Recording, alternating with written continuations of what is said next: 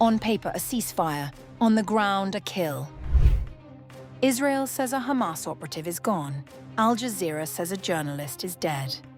One strike, two narratives that don't meet. So in Gaza right now, who decides what the truth looks like?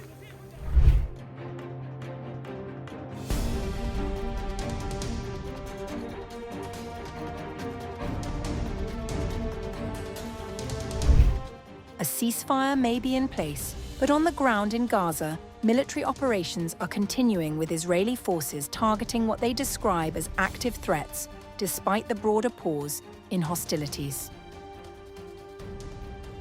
The Israel Defense Forces said its troops remain engaged in operations across both northern and southern areas, focusing on dismantling militant infrastructure and targeting individuals identified as posing immediate risks. On April 8th, forces operating under the Southern Command carried out a strike that killed journalist Muhammad Samir Muhammad Washah, whom the military described as a key figure within Hamas.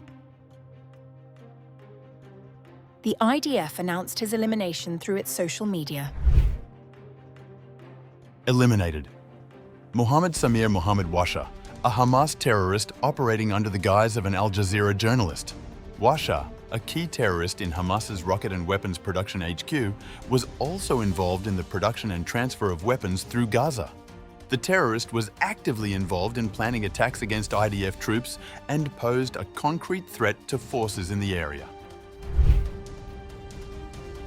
The IDF characterized Washah as a significant contributor to Hamas's operational capacity, stating that his activities were tied to the organization's broader efforts to build and sustain its military strength.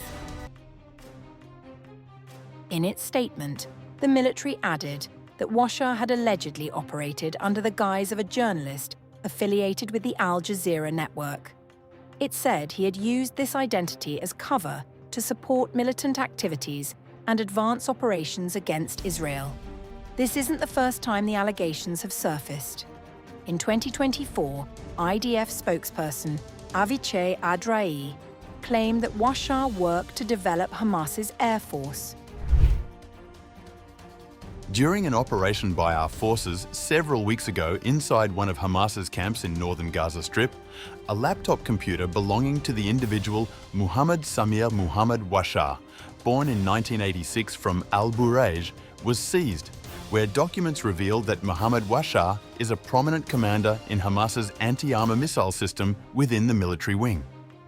At the end of 2022, he transferred to work in research and development in Hamas's air force.